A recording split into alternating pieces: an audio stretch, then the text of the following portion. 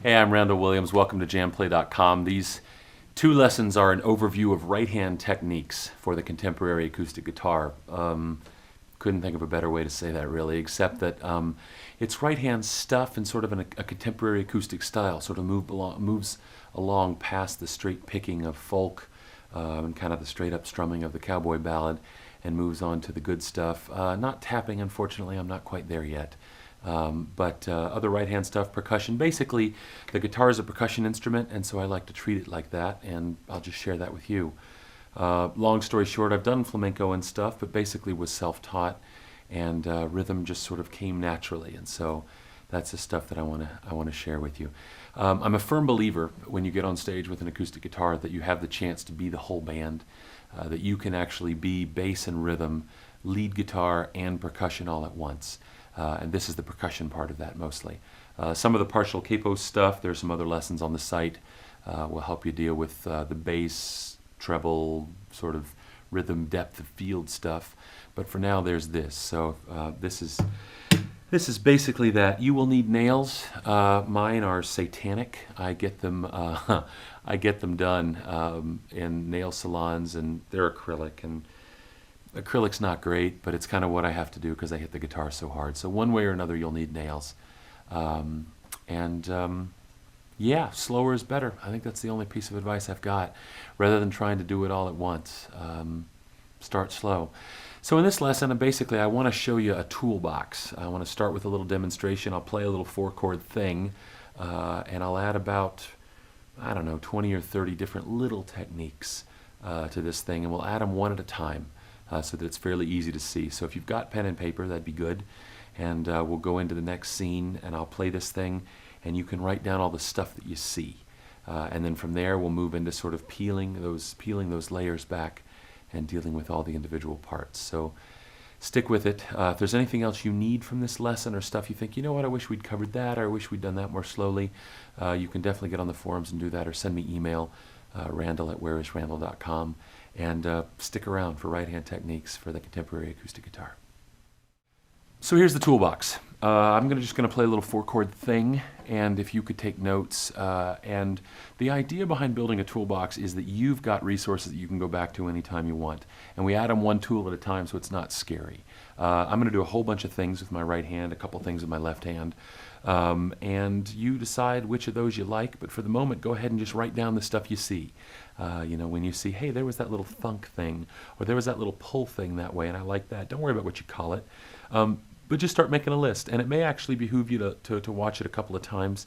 You may see different stuff, and yeah, and then through the rest of this lesson and the next lesson, we'll pick those things apart, and we'll do them one at a time. So here's a basic little progression. Oh, and you know what? Let me tell you, the picking pattern like this, if you do a kind of a straight up, this kind of a thing, or even a Travis, those are cool. Those are great. The issue that I've had with this is that when you're picking like this, you're essentially squeezing, and then when you're strumming, you've got your whole hand, your wrist, your elbow, your shoulder, your back, everything's involved, or everything could be involved. And so you've got a lot more potential for movement and a lot more potential for power. Whereas when you do a picking pattern like this, the maximum range and volume that you have is about this big, and you're never going to use it because you're never going to get that far away. So you may get loud like that, but then when you have to strum, it's not integrated into what you're doing. Anyway, off soapbox. So here's the thing.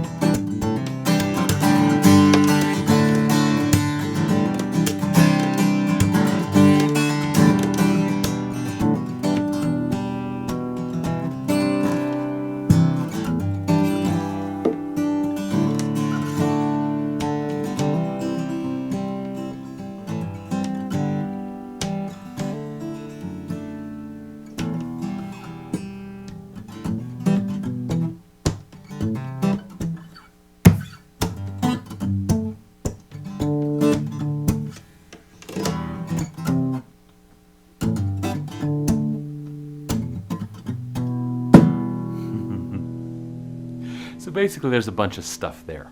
And maybe go back and watch it again and see if you can find more stuff. We're looking for about 20 things that you should be able to find. Some of it's subtle, some of it's really similar to other stuff. Some of it's bigger stuff where you maybe didn't go, oh yeah, that was a thing, like that, or that, or that, as opposed to this, for example. Little stuff like that. There was this, which you may or may not have caught, a little thunk from this hand. All kinds of stuff. So anyway, stick with us. Take a bunch of notes, look at it, see what you found, and then we're going to go exploring. Stay tuned. So the foundation for this stuff is an integrated continuum. It starts really slow and easy and simple, and bear with me because this scene's going to seem really easy, especially if you already play guitar and you've played for years. It's going to seem like, why is he making me do that? But the fundamentals of this stuff, if you start slow and lean into it and get a sense of how you're integrated, as opposed to now we're picking, now we're strumming, I think you stand a good chance of being able to add more tools to your box. Whereas if you've got 1 or 2 or 3 picking patterns and a couple of strumming patterns, maybe a dozen strumming patterns, that's cool. And I guess the other piece in this lesson that's really important is I want to give you the fundamentals for how this works and the fundamentals for the toolbox, as opposed to telling you what to do. And so in watching what I saw, you'll naturally be drawn to things that you can add into your own repertoire. Hey, I could do that, or I could do that, or I should do this. Don't do the stuff that I'm doing just because I'm doing it, per se. Do it because it's part of a toolbox. And it's fun to learn, and I'm somebody who's got different experiences than you do, and et cetera. Yeah, I'm waxing philosophical. But anyway, the danger of sitting alone in a room with a camera. Anywho, so here's the thing. Here's how it starts. It starts with a really simple thumb down. And like I said, bear with me on this because this is super easy. And don't try to go faster than we're going right now because we're going to add stuff to it. Just be patient, which is super hard for me, which is why I say that.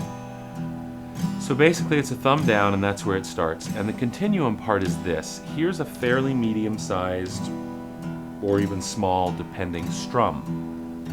And now it's smaller. Now I'm only hitting a couple strings. For the moment, I'm hitting the ones in the middle. I could also hit the ones on the top.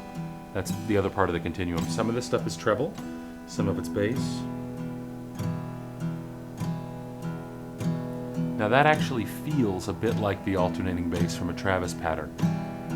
It is, except that your finger's moving down, and so you're going to have a lot more options than you would just alternating the thumb. So there's this getting small, only hitting one string. Here's a different string, doesn't matter.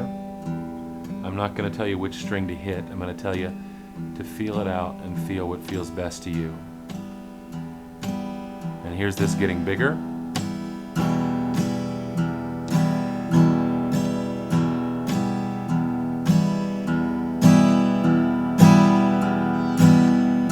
So there's the continuum. Now watch the index finger. Without changing the pattern, without leaving where you're at right now, we're going to add an up from the middle finger.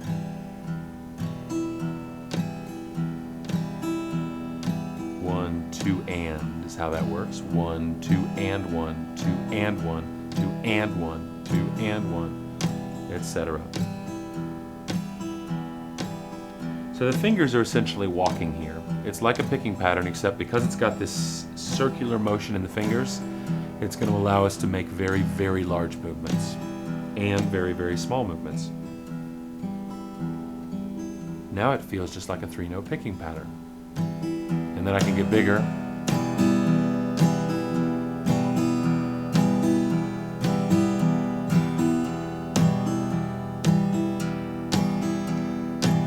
Cool. Now let's add one more piece to this, which is an up from the first finger, and it falls on the and. 1 and a 2, etc. Watch the first finger come up. Notice that I didn't break rhythm. So if you are breaking rhythm and you're not able to grab that, slow it down. Go just like this, thumb down, super easy, too easy. Pull this finger up. 2 and 1, 2 and 1, 2 and 1, 2 and. And now we're going to go for the 1 and that's an up from the first finger. It's important to get the fingers right on this one. Thumb up, down, up.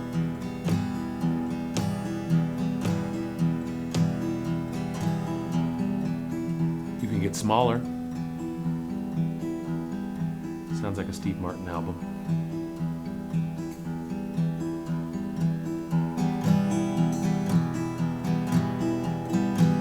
And you can get bigger.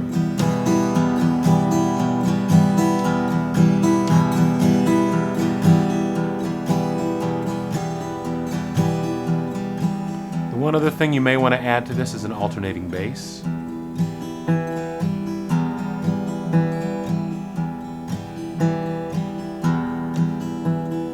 So now we're doing thumb down, which is kind of one thing, and then we're pulling up.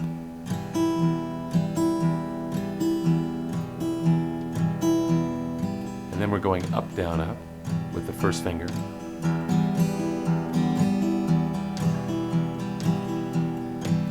And then we're adding the alternating bass to that.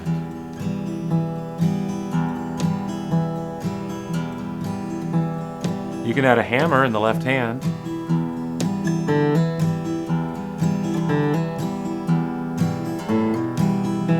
Let's change to C.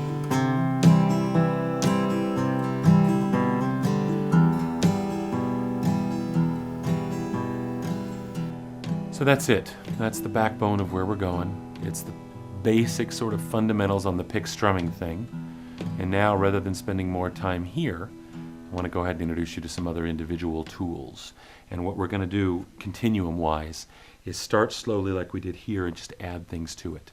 And those things will get bigger and smaller, and you can throw them in at will as it feels appropriate in the songs that you already play. Rather than telling you where to do stuff, you'll do stuff where you feel it, and I'll just give you a big old box of tools you can get into. All right? Stick around.